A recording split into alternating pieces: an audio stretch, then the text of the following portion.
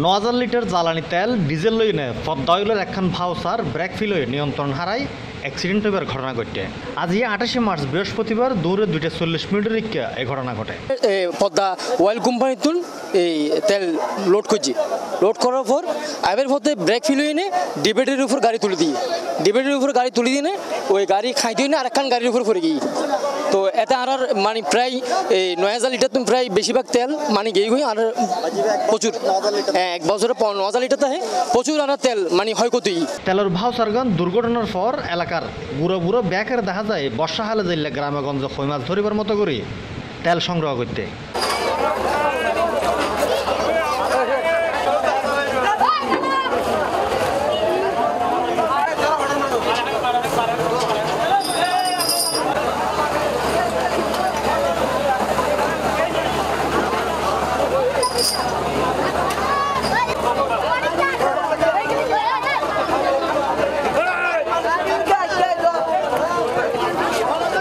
গাড়িয়ান পদ্মাইলতুন তেল লয় diamond cement ফ্যাক্টরির যাইবার পথত শাহমানত ব্রিজ এলাকাত মেরিনার সড়কের মুখতি এই ঘটনা ঘটে। আর বইয়াছিলাম চা খাই তো গাড়ি বেগে তো স্পিড আইতে কন্ট্রোল করি না তো গাড়ি ব্যাগ মারছিল মায়ের খাইডের লগে যায় না গাড়ি আর মারি দিয়ে পিছে গাড়ি একা আসছিল উদ্দেশ্য তুলে দিয়ে মাছ নমরে।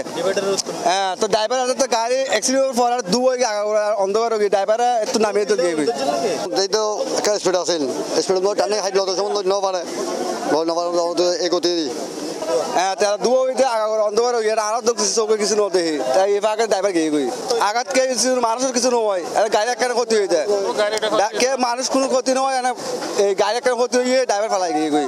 খবর পাই ঘটনাস্থলত ফায়ার সার্ভিসের উগ্র টিম বাকলিয়া জোনের ট্রাফিক পুলিশের সহায়তায় ট্রাকখান উদ্ধার করে 2 ঘন্টা বন্ধ থাকার পর যান চলাচল স্বাভাবিক করে।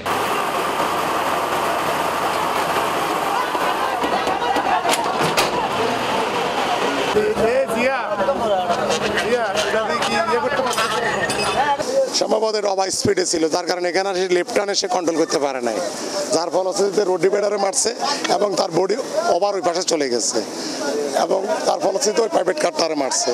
প্রাইভেট কারে শুধু ড্রাইভার ছিল, ক্ষতিগ্রস্ত হয় নাই। আর এই ড্রাইভার মানুষ আসার আগে আমরা সংবাদ পাই আসার আগে পালাই গেছে সে। পরবর্তীতে আমরা রেখার আনছি, একটা হয় না 2টা আনলাম, ওদের ফেলুডের মেশিন আনি পরিস্থিতিও দেখতেছেন।